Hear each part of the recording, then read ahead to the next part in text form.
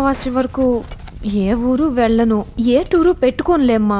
అమావాస్య అంటే అదేనమ్మా, వచ్చే నెల వరకు ఎటు వెళ్ళనని చెప్తున్నా. నా బంగారు తల్లి చూడు, ఊర్లు తిరిగి తిరిగి ముఖం ఎలా పాలిపోయిందో. రమణమ్మా, వస్తున్నానమ్మా. నందినికి కాఫీ కలిపివ్వు. అలాగేనమ్మా. ఇదేంటే ఈ గాజు చేతికేసుకున్నావు? కాఫీ నా బెడ్రూమ్ పంపించు. ఏమైంది దీనికి? ఏ టైంలో జరిగింది ఈ హత్య? తెలదయ్యా, వాళ్ళకి కావాల్సిన ఏర్పాట్లన్నీ చూసి నేను నా గదికి వెళ్ళి నిద్రపోయానయ్యా. పొద్దున్నే కాఫీతో వెళ్తే వాళ్ళ గదిలో లేరయ్యా. తోటలో చూస్తే ఇది పరిస్థితి అయ్యా. మా అయ్యగారికి ఫోన్ చేస్తే ఆయన ఫోన్ బంద్ అయ్యా. అందుకే మీకు ఫోన్ చేశానయ్యా.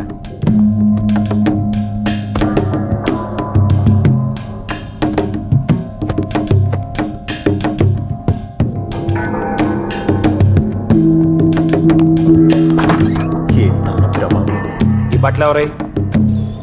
ఈ కారు సినిమా థియేటర్ దగ్గర దొంగిలించబడింది.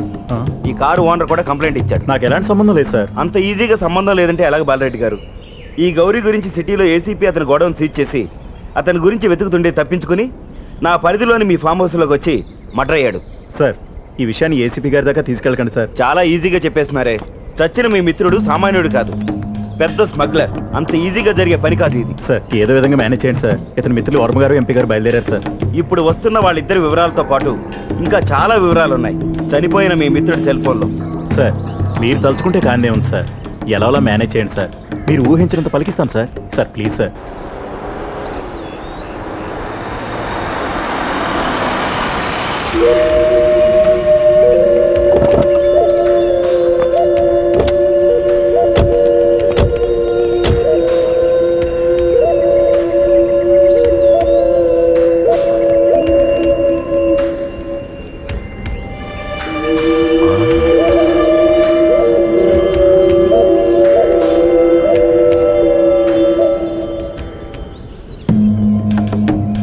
గోపాల్, మన సిఐ ఈ ఫామ్ హౌస్ ఓనర్ తోటి ఈ చచ్చినోడు కోసం వచ్చిన వాళ్ళతోటి సెపరేట్ గా మాట్లాడుతున్నాడేంట్రా? సిన్సియర్ గా ఏదో ఎంక్వైరీ చేస్తున్నాడులే గురు. మీ జిల్లా ఆ కాగితాలు బట్టలు జాగ్రత్త. మీరిద్దరు స్టేషన్కి వెళ్ళండి. Okay sir. ఏంట్రా దీని గురించి ఇదవుతాడు? ఏమున్నాయి దీంట్లో? ఇదిగో డబ్బు లేని పర్స్ ఒకటే, ఈ ఏదో తెల్లకాగితం ఒకటే, ఇదిగో పనికిరాని సినిమా టికెట్ ఒకటే. ఏముంది గురు? ఈ సినిమా టికెట్ లో ఏదో కిట్టుకుండొచ్చు గురు. మన డ్యూటీ మనం చేద్దాం. సార్ బాగా ఆలోచించారు నువ్వు. ఎక్కువ రెడీ రెడీ. బాగా టెన్షన్గా ఉన్నారు సార్. మీరు వెళ్ళి టీవీలో రెస్ట్ తీసుకోండి. ఫార్మాలిటీస్ పూర్తయిన తర్వాత నేనే వచ్చి మిమ్మల్ని కలుస్తాను. అయ్యా, నేను దొరకనండి, కోలార్ నుండి. చెప్పు. ఇప్పుడే మన సీన్ గారు ఫోన్ చేశాడండి, మన గౌరయ్య గారు. అదేరా, నీలాంటి వెధవలు నమ్ముకుంటే ఇదే పరిస్థితి. నెల రోజుల నుంచి ఈ జిల్లా అంతా గాలించినా అలాంటి పోలికలు గల అమ్మాయి ఇక్కడ లేదండి. దాని పోలికలు నీకెలా తెలుసురా చెత్తనా కొడక? ఆ పోలికలు తెలిసిన ఆడమేస్త్రిని పోతులూరు నుంచి నేను తీసుకొచ్చానండి. ఇంకోటి చచ్చినట్టున్నాడు. మన బెంగళూరు సేటుగాడి మీద కూడా నిఘా పెట్టానండి. ఆ సేటుకి హెచ్కి ఎలాంటి సంబంధం లేదండి. సరే అయ్యా, నేను మదురై నుండి దాసునండి. ఇంకెవరి మీద అనుమానం వస్తే నాకు వెంటనే ఫోన్ చేయి. ఏంటయ్యా ఇది? ఇంత హోదా పరపతుండి ఈ హత్యలు చేస్తున్న వాళ్ళు ఎవరో కనిపెట్టలేకపోతున్నాం. మన వాళ్ళు ఫోన్ చేసిన దానిని బట్టి చూస్తే మన శత్రువులకు ఎవరికి కూడా ఇందులో సంబంధం లేనట్టుందండి. మరి ఎవరై ఉంటారయ్యా? అది మీ కోడలికి బంధువులు గాని, అన్నదమ్ములు గాని, ఎలాంటి ఇంకెవరైనా. నువ్వు అరారా సార్. ఫార్మాలిటీస్ అన్ని పూర్తయ్యాయి సార్. ఇక బయలుదేరదాం సార్. సార్, ఇది మన గౌరీ సిమ్ కార్డ్ సార్. జాగ్రత్త సార్. ఓకే, గౌరికి మనం ఎన్ని జాగ్రత్తలు చెప్పాం. కేసు సంగతి నేను చూసుకుంటాను. 2-3 రోజులు ఎస్కేప్ లో ఉండరా అంటే వాడు మళ్ళీ అమ్మాయితో. ఆ బాలరెడ్డి వచ్చే ముందు ఏదో చెప్తూ ఆపేవు. ఏంటయ్యా అది? అదే అండి, అదే మీ కోడల గారి తరపున. సరే పద. అంటే వివరాలు ఏమైనా తెలుస్తాయేమని అలా అడిగాను. నువ్వు చెప్పింది కూడా కరెక్టేనయ్యా. దాని గురించి కూడా ఆలోచించాల్సిందే. రండి సార్, రండి కూర్చోండి. ఈ మర్యాదలు చాలు, నాకు ఇవ్వాల్సిన డబ్బుల సంగతి తేల్చు. ఇస్తాను sir. Next week release cinema ఉంది. వేరే ఫైనాన్సర్ డబ్బులు ఇస్తున్నాడు. ఆ కలెక్షన్స్తో మీ బాకీ తీర్చేస్తాను. ఆ సినిమాకు డబ్బులు ఇచ్చినాడు ఒప్పుకుంటాడా? కథలు చెప్పా మాకు. కోప్పడకండి సార్. ఆ ఫైనాన్సర్కి ఏదన్నా బాకీ ఉంటే నెక్స్ట్ సినిమాలో తీర్చేస్తామండి. ఏం చేస్తామండి, కళామ తల్లి సేవ. ఈ కాకమ్మ కథలు, సినిమా కబుర్లు చెప్పమాకు. నా డబ్బు నాకు ఇప్పుడే కట్టు. కళామ తల్లిని అడుగుతావో నీ తల తాకట్టు పెడతావో నాకు అనవసరం. కళామ రావే మేనేజర్ సార్. ఎక్కడ ఉన్నారు మీరు? ఆ భారతీయ బిర్యానీ తిన్నామని వచ్చాను సార్. ఏయ్, మీరు ఎక్కడ ఉన్నారో నాకు తెలుసు. టిక్కెట్ ముక్క ఆ ఫోటోని పట్టుకుని తిరిగితే దక్కాల్సింది పోయి చిక్కుకుంటారు. నోరు మూసుకొని స్టేషన్కి రండి. సార్ వచ్చేస్తున్నా సార్. ఇది అన్నం, ఇది పచ్చడి,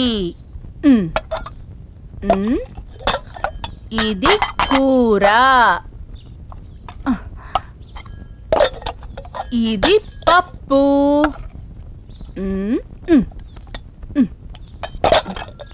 ఇది నెయ్యి. అందరూ పప్పులో నెయ్యేసి కలుపుతారు కదా, నేను కలపను. నేను ఎండ్రినేసి కలుపుతానే.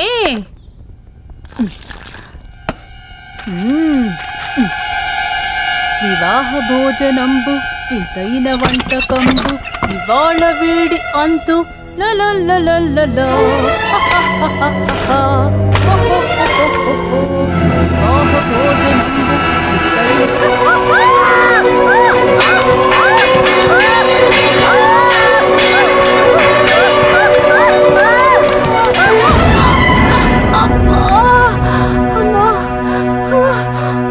వీడి గదికి ఎప్పుడు వెళ్దామన్నా ఏదో ఒక ప్రమాదం జరుగుతూనే ఉంది. వీడి గదికి ఇంకెప్పుడు రాకూడదురా బాబోయ్. వీడ మందుతోనే చావాలి తప్ప వీడిని నేనేం చేయలేనురా బాబోయ్. 2,80,000. గురు 90. నీకు నాకు కొత్త బట్టలు తెచ్చాను గురు. కొనుక్కొచ్చావా కొట్టుకొచ్చావా? పండగ కదా గురు, కొనుక్కొస్తేనే కలిసి వచ్చిద్దని. ఎదమని ఎదవ. గజదంగలో ఎన్టీఆర్ లాగా, ధర్మదాతలో ఏఎన్ఆర్ లాగా మనం ఈ డబ్బు పోగు చేస్తామంటే ఎందుకు? మన ఆశయం నెరవేర్చుకోవడానికి, మన గమ్యం చేరుకోవడానికి. అలాంటిది నువ్వు సొంత డబ్బులు పెట్టి బట్టలు కొనుక్కొస్తావా? యాదవ జిల్లా నువ్వు. మనం ప్రమోషన్ అయ్యి వచ్చిన కాడి నుంచి ఈ పోలీసు బట్టలు తప్ప వేరే గుడ్డలే వేసుకోలేదు గురు.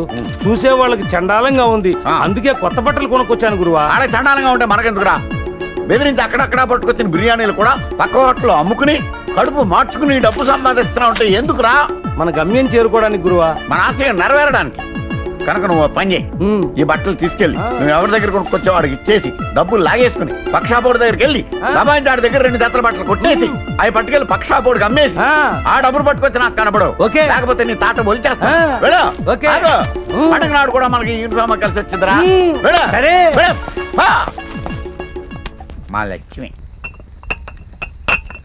రే రంగా, అయ్యా కేసులు మందు బాటిల్స్ ఆడి గదిలో పెడుతున్నారు. ఆడ ఆరోగ్యం ఏం కానరా?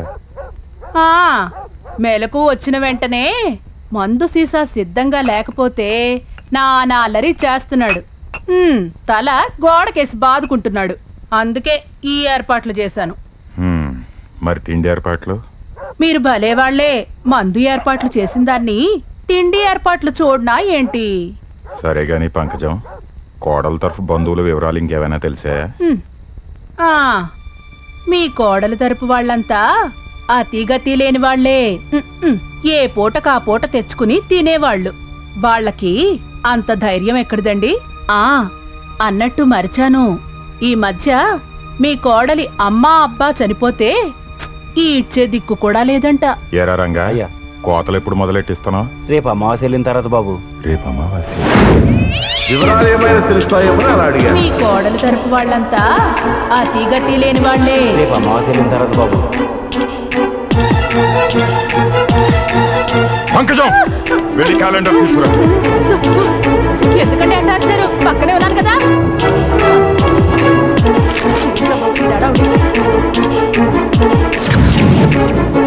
పంకజం, వస్తున్నా.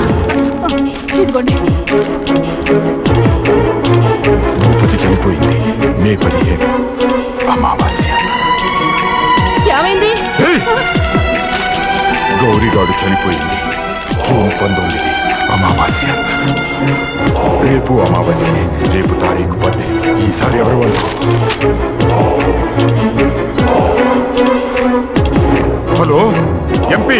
చెప్పండి సార్. చెప్పింది ఓ విధంగా కరెక్టేనయ్యా, కానీ దాని బంధువులు కాదు, దాని చుట్టాలు కాదు, దాని ఆత్మే వెంటాడి మన మీద పగ సాధిస్తుందయ్యా. నేను రేపు పొద్దున్నే ఓ ముఖ్యమైన వ్యక్తితో నీ దగ్గరికి వస్తున్నాను. నువ్వు ఎక్కడికి వెళ్ళొద్దు, ఇంట్లోనే ఉండు.